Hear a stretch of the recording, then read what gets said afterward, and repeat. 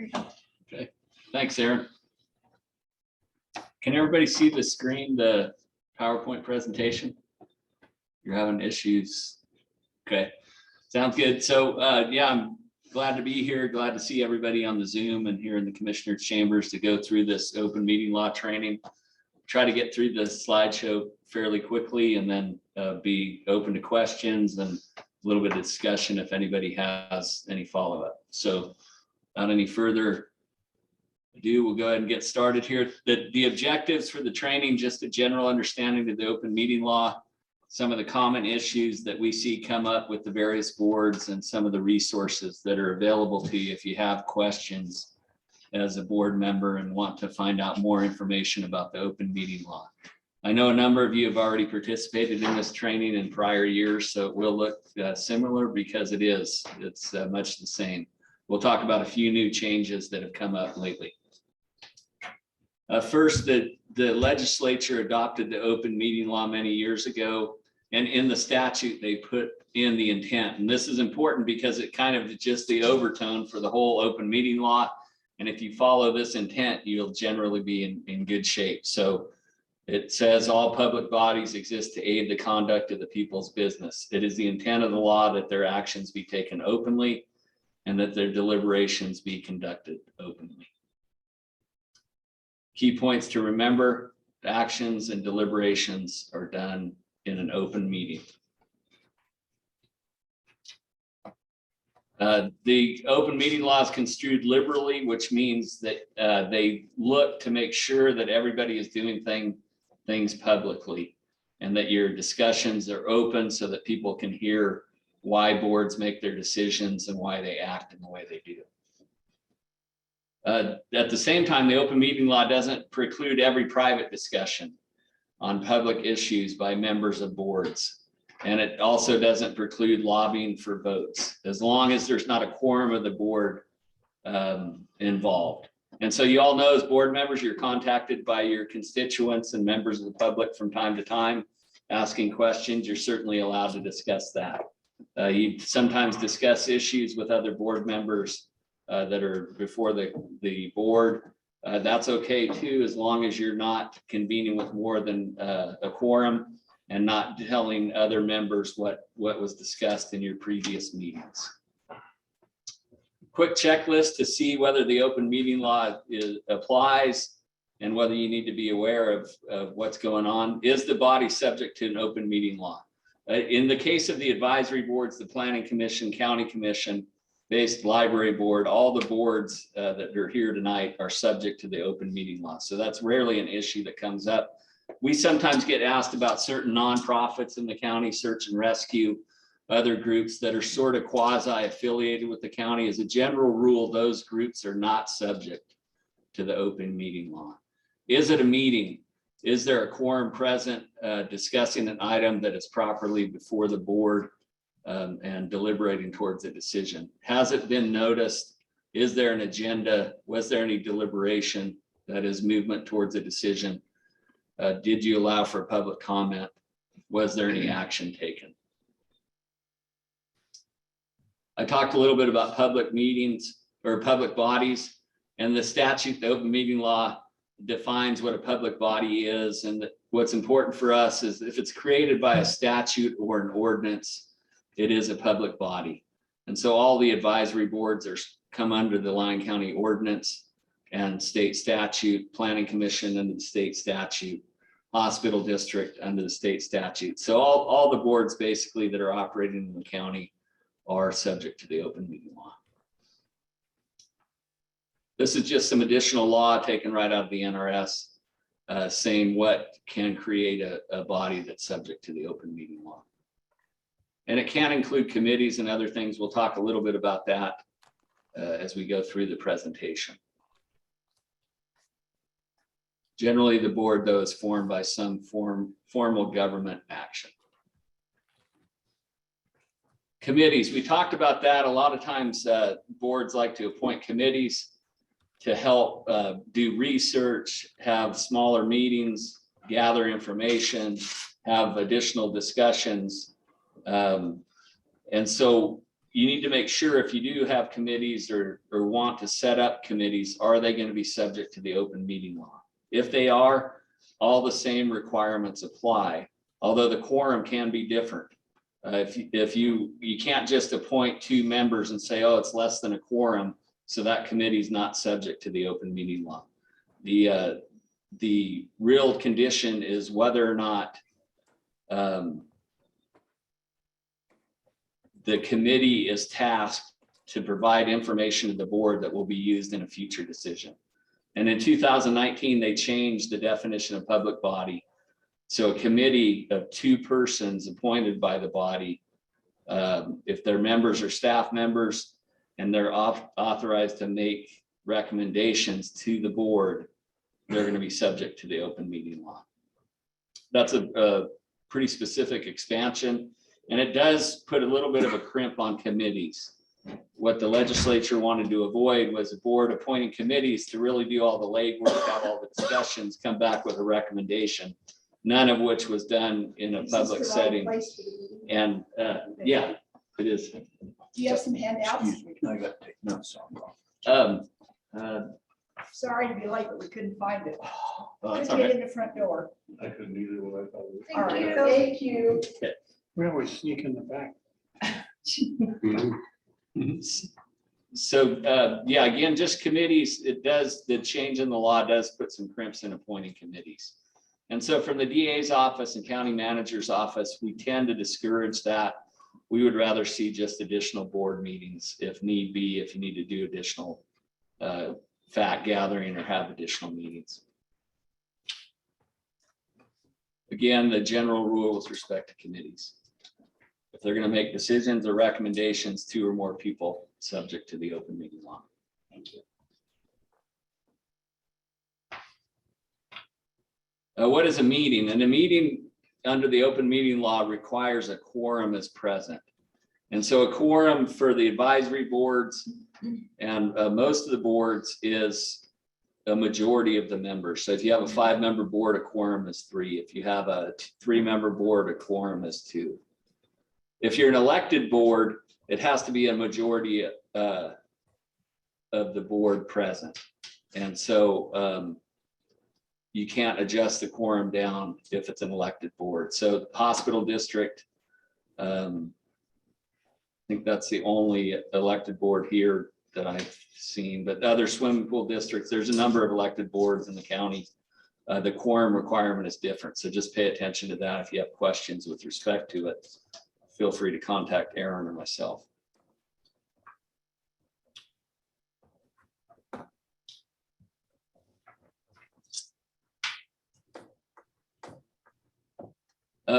Some things about meetings, additionally, changes in 2019. The public body needs to make reasonable efforts to ensure that the facilities are large enough to accommodate the attendance. And so from time to time, boards have to consider issues that have a lot of public interest. And you know they're going to be crowded meetings. You just need to take into account trying to make sure your location can handle the meeting. Sometimes you'll have to move the meeting. Generally, that's not an issue, but if you think there's not going to be enough room, at least consider a location where you can have the meeting where the public can attend. Teleconferencing and video conferencing, just like tonight, it has become a big thing. It's convenient and it's probably here to stay.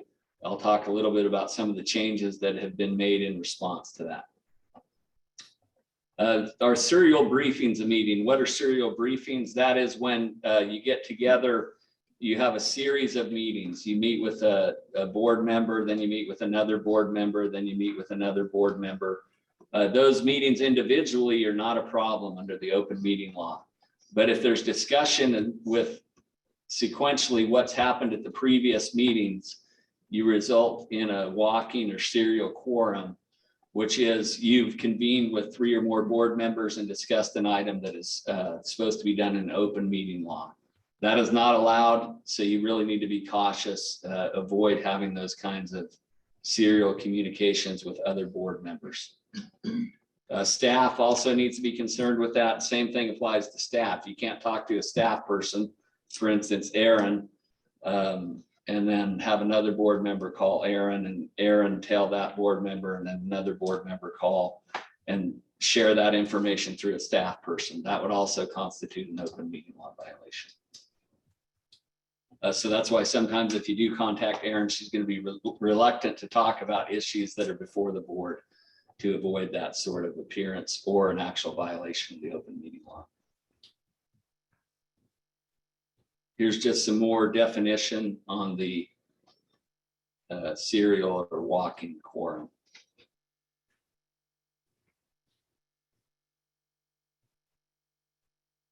Again, it has to be done with the intent to avoid the provisions of the open meeting law. However, that's pretty easy to show if you're having discussions about an item that's coming up on your agenda and leading towards a decision.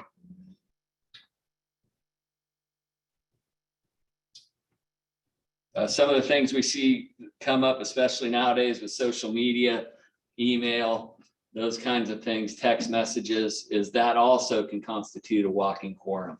So sometimes you email a group, the whole board, hey, what's going on with this?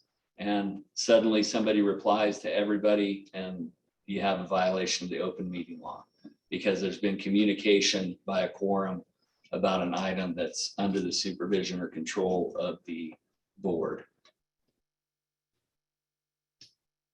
This was a case, rather famous Nevada open meeting law case back in the late 90s, where the regents were involved in a decision regarding somebody.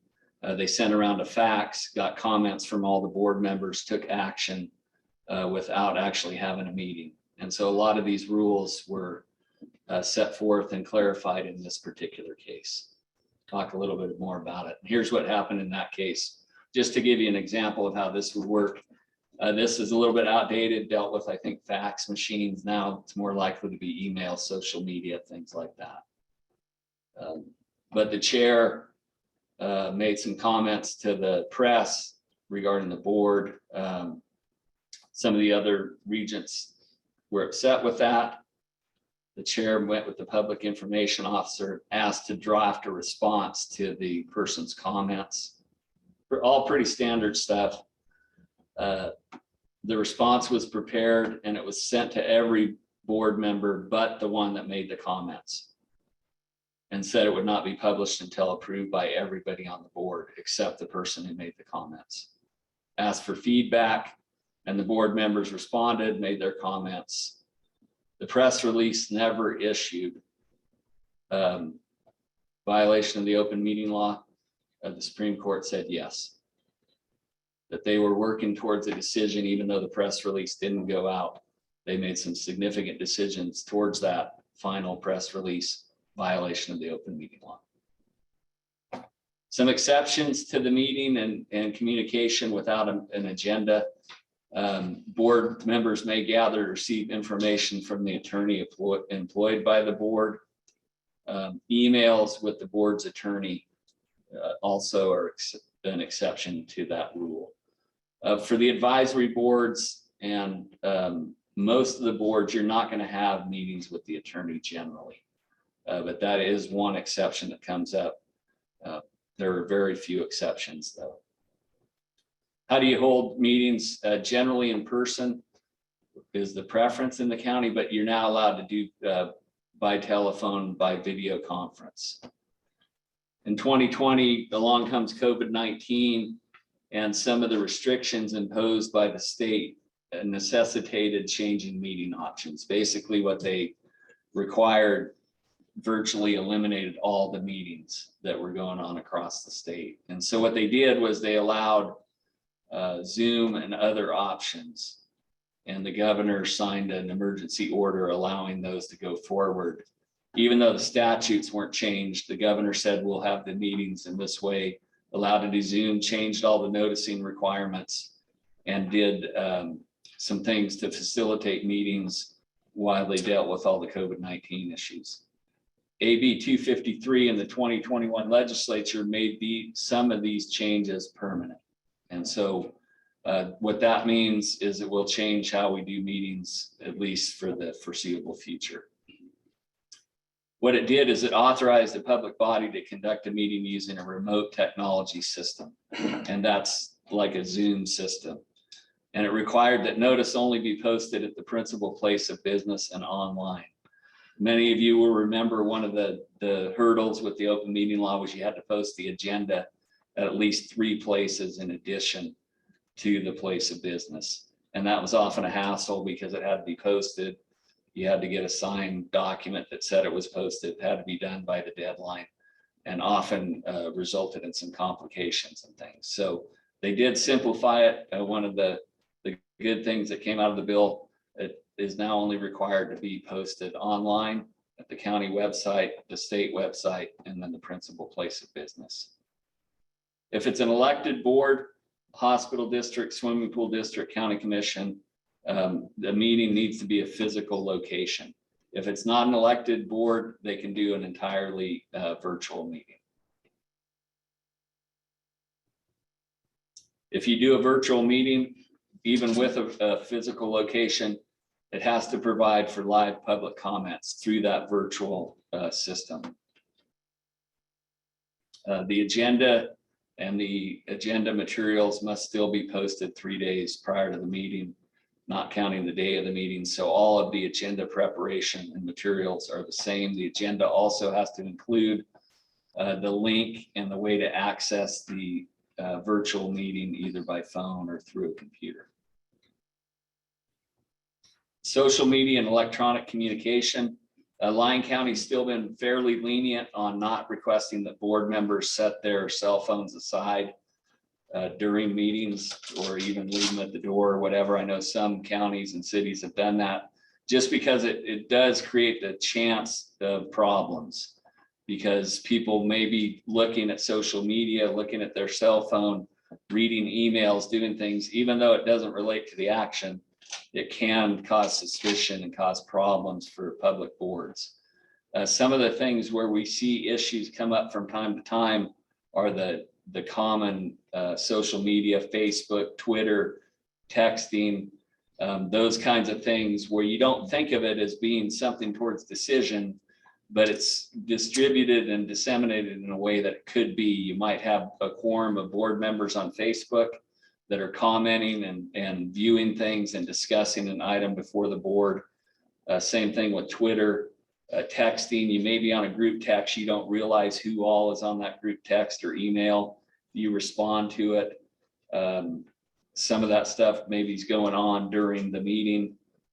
Internet research, you may get an item that you want to know something about. You're tempted to look, I'm just going to check online and see what this says. Look at a map if you're reviewing a planning application, look at something else. Anything you're considering during the meeting and the hearing should be part of the record. So we don't want board members looking at stuff that the public is not aware you're looking at. Certainly you can do your research before the meeting. You can investigate, and you're expected to do those sorts of things. But during the meeting, if you're considering evidence and information that's not provided at the meeting, you need to either say what you're considering or avoid doing any of that. The preference is avoid it. Especially we see this on land use actions where, you know, maybe an application's denied or something, and it can raise due process concerns if the board is considering or board members are considering information that the applicant is not aware of. Exemptions to the open meeting law, social gatherings, as long as you don't deliberate, allowed to go to those sorts of things, happens on a frequent basis. You don't have to worry about it. Training on certain matters like tonight, didn't have to agendize all these meetings because there might be a quorum of board members present. Litigation sessions, we talked about the attorney exceptions. These are all deemed not to be meetings, even though a quorum is present or may be present.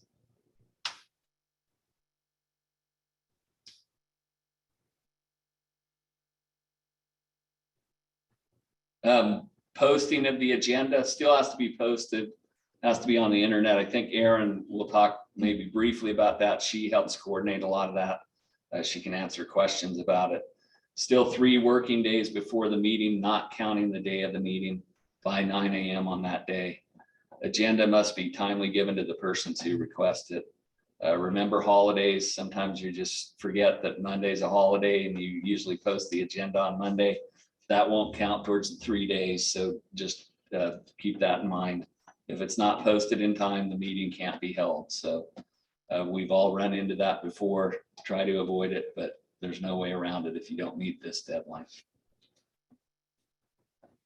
You're required to keep documentation in your records to show that it was posted.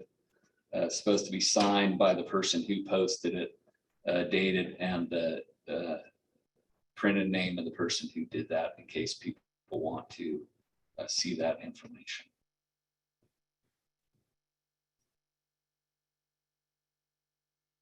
What goes on the agenda? Your agenda items go on there, and it's very important that they're specific to alert the public to topics that will be discussed.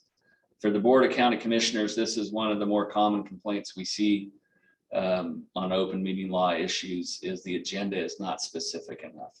And so that's something that all of the boards need to be aware of. Carefully review your agenda items. If you have questions about that, you can certainly reach out to Aaron or the DA's office for guidance.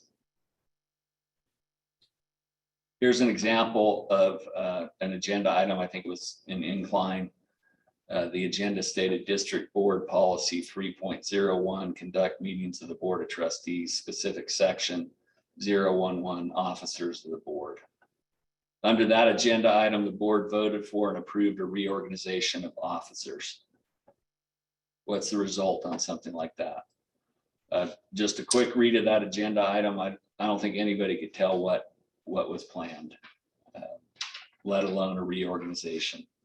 So the Attorney General said that's not clear and complete and was a violation of the open meeting law. And remember that this applies to the agenda. You can't say, well, we attached a bunch of documentation as support for this agenda item and it made everything clear. That will not get around the requirement that the agenda be clear and complete. You can't, it has to be on the face of the agenda and the item alone.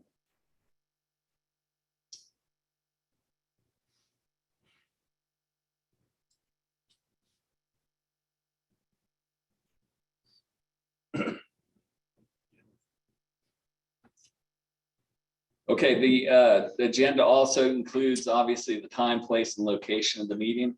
We think, oh, that's obvious. Again, that leads to as many cancellations of meetings as other things. Sometimes maybe the times changed, the locations changed, something that we're very used to, and we just use a template over and over again. Don't change it. Gets posted. We get the call, hey, can we still hold a meeting? We said, 8 o'clock instead of 7. The answer is generally going to be no. You have to re-agendize it. So even though that looks simple, that is a thing that comes up from time to time. It needs to include the locations where the notice has been posted. And again, it only has to be posted at the principal place of the business and online. That does not preclude you, though, from posting it at different places. If you post it at different places, we would still ask that you include those places on the agenda. For a lot of communities, it's nice to have it posted where they're used to seeing it at the library, at the community center, wherever. We're not discouraging that. We still encourage it to be posted. We want people to know about the meetings. So the requirement has been lessened, but you don't have to stop posting if it's helping your communities. It must clearly indicate action items, which we usually refer to as, if you're going to take action on the item, it should say for possible action before the item.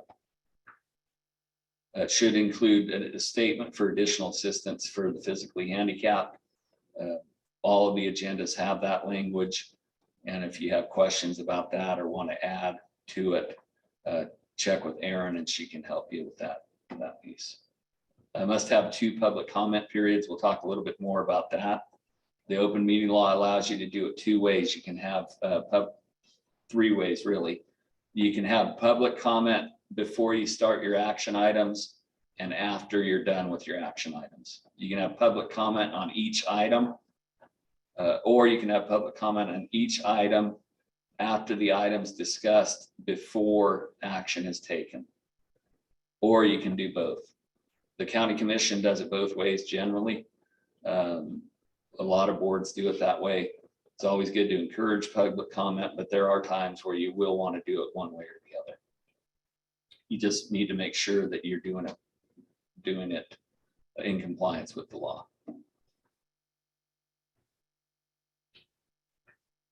The agenda must say where you can get your supporting materials. So at the bottom of the agenda, you'll look and it usually says for a copy of the agenda and supporting materials, contact so-and-so. Sometimes it's your secretary, sometimes the chair, sometimes it's the county official, hospital official, whoever it is, needs to be included on the agenda. And it doesn't need to be a name per se, it can just be the office that they need to contact.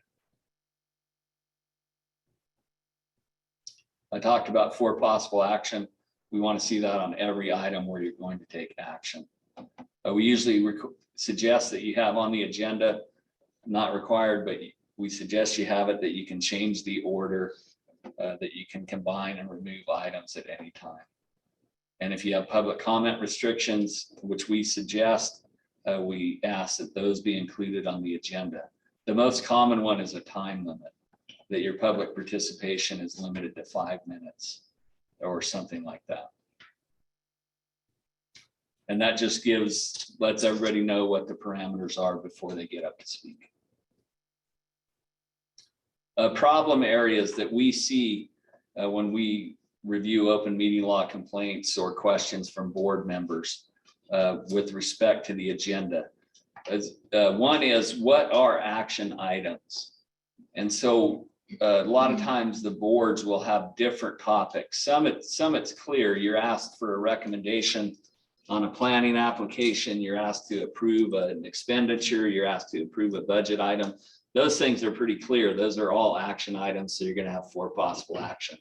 Where we see issues is with things like workshops, reports, presentations. And so on workshops, usually the boards will have people come in on a specific topic that's under consideration, trying to generate ideas, possible courses of action, gather information. That's a valuable tool for the boards and the community.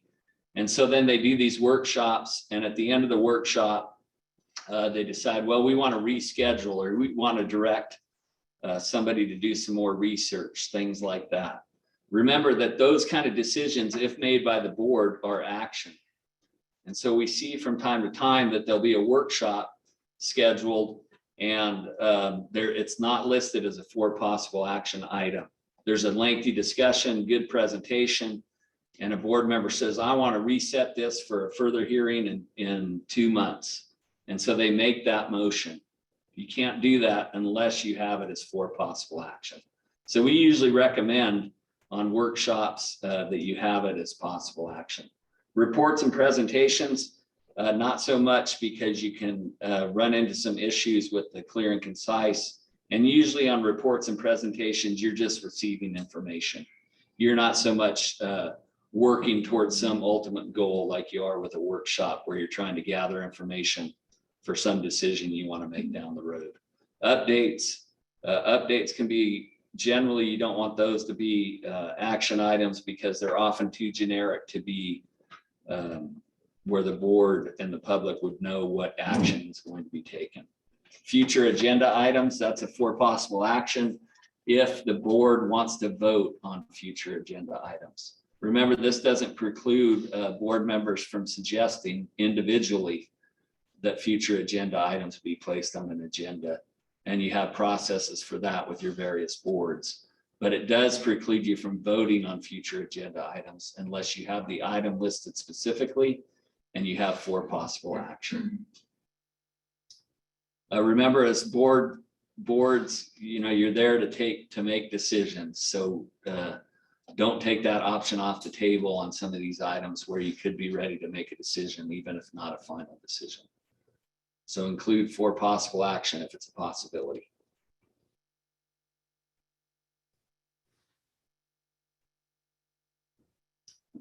Some basic meeting rules: stick to the agenda. And sometimes this is hard. The topics garner lots of discussion and interest. But as board members, you need to prevent people from wandering and talking about topics that are unrelated or related, but not on the agenda. And it's easy to do, but you want to avoid that. That can get you in trouble with the open meeting law. Usually the chair takes the lead on that, but if the chair is not doing it, you're a board member, don't hesitate to speak up. Just stay on topic, avoid getting to the point where you're discussing things that aren't on the agenda, which will generate an open meeting law complaint. Public participation, we talked about this, the two options that you have, really three, because you can do both. And we encourage public comment, and it's nice for the board to get public comment when the agenda item's being discussed, because it just kind of fits better. Whereas if you have it at the beginning of the meeting, then you have a couple agenda items, sometimes you forget what the public comment might have been. So we do encourage lots of public comment, and would suggest, and most boards I think do it where they have both, where you have discussion on the items. There are instances where you don't want that, and you can certainly make that case by case decision. You just need to note on the agenda, and it's always better to note on your agenda if you're changing your practice. Let everybody know what's going to happen up front. There's no action under the public comments agenda items. And most of the agendas, when you read them, you'll notice at the start, usually there might be like a pledge of allegiance or something like that. Then there's a public comment section right at the top. And so you start taking public participation. And it's often tempting for board members to ask questions of the public when they make their statement or whatever. You need to avoid that, because again, it could be viewed as discussing items that are not on the agenda. So the better course of action is to be a listener during public participation when those are the items on the agenda. And then if you want further agenda action, do it under another agenda item where you're setting future meetings, that sort of thing, so that the board can discuss that issue when it's properly agendized.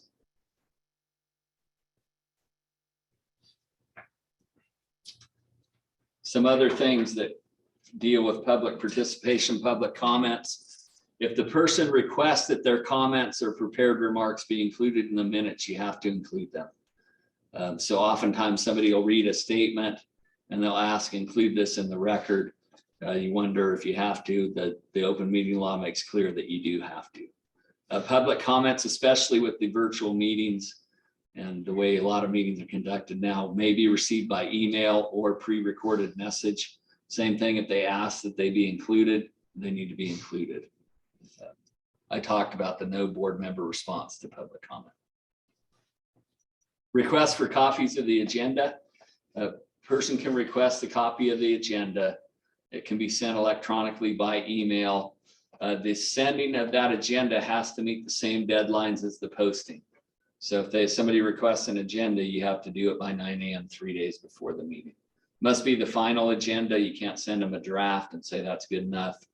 And you can't amend the agenda after the deadline. Once you finalize that agenda and it's posted and the deadline has passed, you can't make any amendments to the agenda. Supporting materials, if a person requests, you must provide copy of the supporting materials. You can also do that by email. You must provide at the time the agenda packet is given to the board.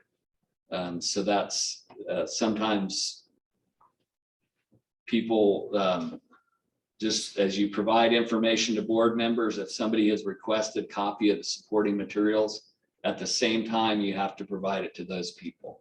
So what we sometimes see with meetings is maybe a piece of a document, a letter, a report or something comes in a little bit late. So it's emailed to all the board members as part of agenda backup. Just remember, when you do that, you have to email it to everybody that's requested a copy of the supporting materials. I'll just jump in there and say really quick that we do recommend that if people do request materials or agendas, to have them sign up through the agenda website. And then that way you're not responsible for it. So if any of you have questions on that later, we can go over that part later. The request for supporting materials is not a continuing request. And what that means is under the strict letter of the law, they have to request it for each meeting.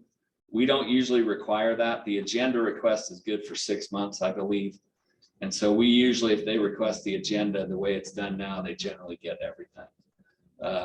But just something to be aware of, that if you want to request supporting materials, you need to make clear that you want it for all meetings. The minutes of the meetings, very important. And generally what we look for in the minutes is the agenda item stated in its entirety, the substance of what was discussed, the motion, who seconded, and the vote. The vote of each member. If there's a question, often if it's unanimous or whatever, your minutes will reflect who attended the meeting, so you don't need to do that on every item. Your public comment, as we talked about, if the person requests it to be included. You don't have to include everybody's comments from all the public participation. Any other material that the board member requests needs to be included in the minutes.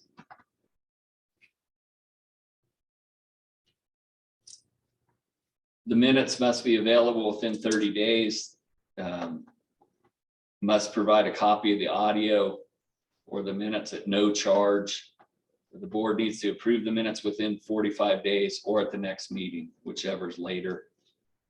Recordings are maintained for 3 years, minutes retained for 5 years.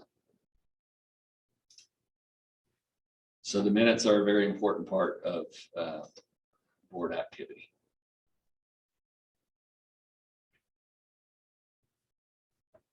What are the limits on what people can say at the public meeting?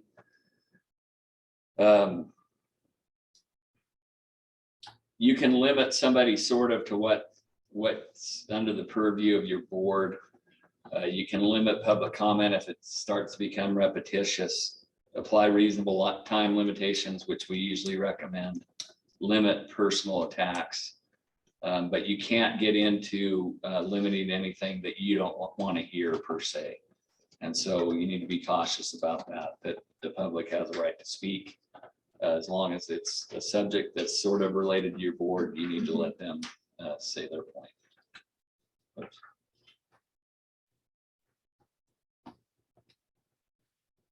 Does the open meeting law require meaningful public comment? No. People can say virtually whatever they want, as long as it's not, obscene or something like that. So you don't want to limit the speech too much. Any limitation, we talked about that on public comment, put it on the agenda. How you're going to do it, how long a person can speak, when they can speak, that sort of thing needs to be clearly on your agenda. We want to encourage, not discourage public comment. And it's usually the chairperson's discretion to allow more time or limit an individual's time. If you have a time limit on your agenda, you need to be careful about extending for one person and not another. And so usually we do suggest that you stick to the time limit that's set forth on the agenda.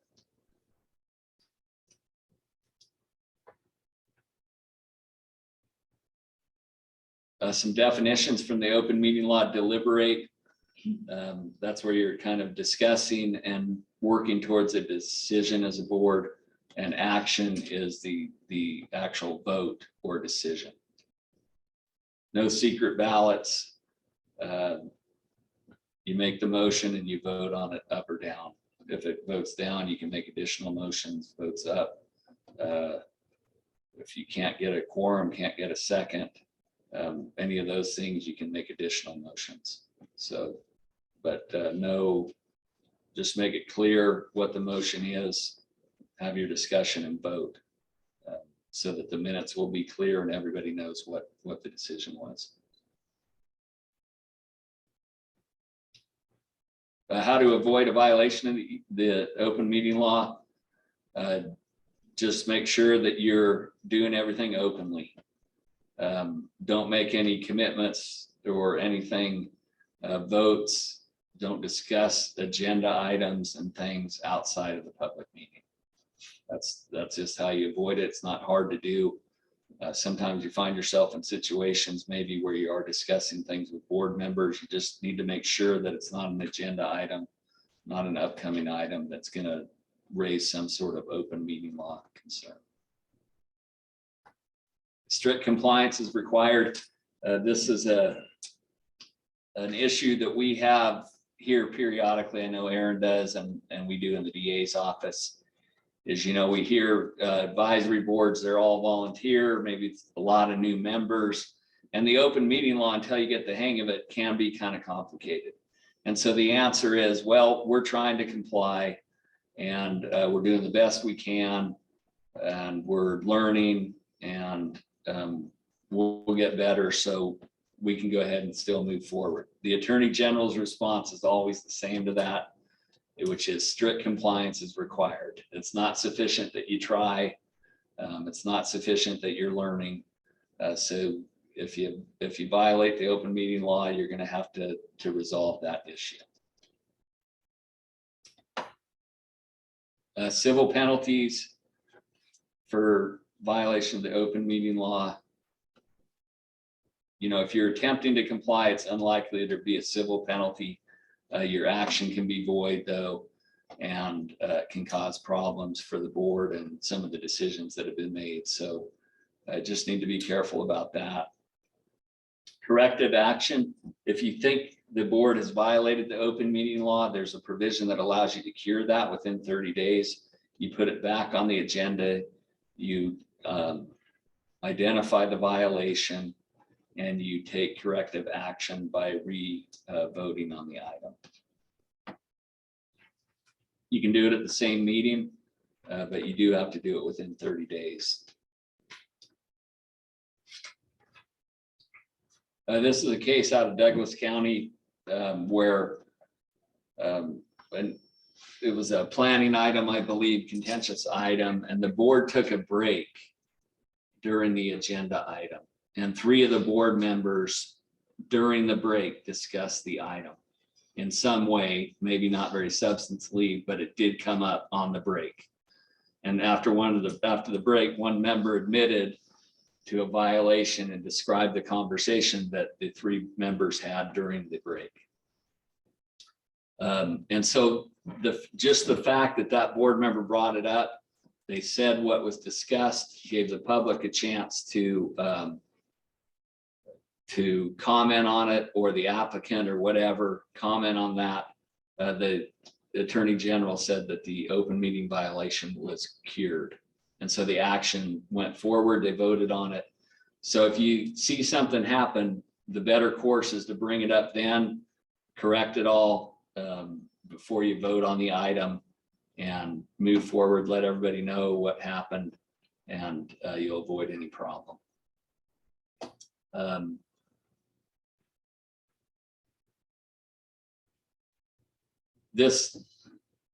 We think this could be used more frequently. That we understand sometimes board members don't want to bring it up, but that happens. There's a lot going on at some of these meetings. You end up discussing things and taking a break. And so we really encourage you to consider that because the best thing is to fix the problem before you get a letter from the AG's office.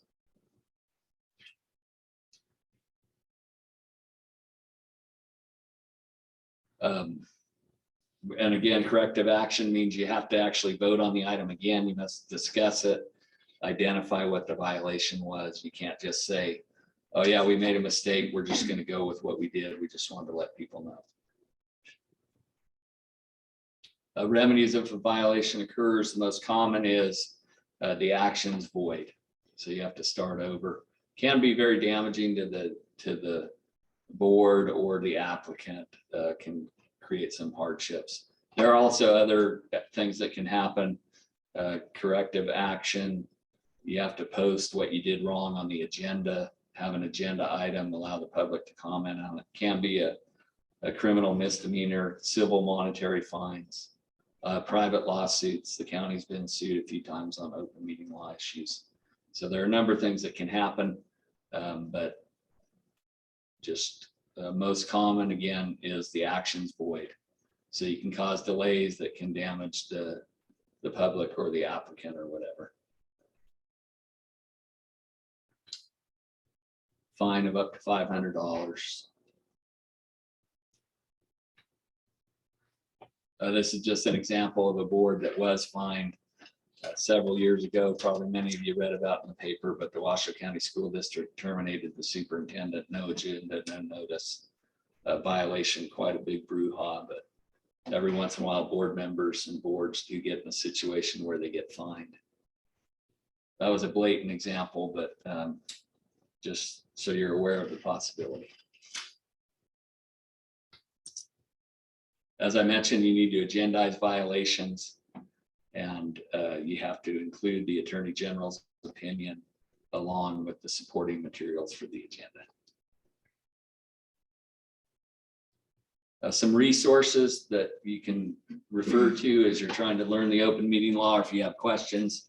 The Nevada Attorney General website has the Attorney General opinions and the open meeting law manual, both great resources and valuable things for you to review and look at so you can familiarize yourself with the open meeting law.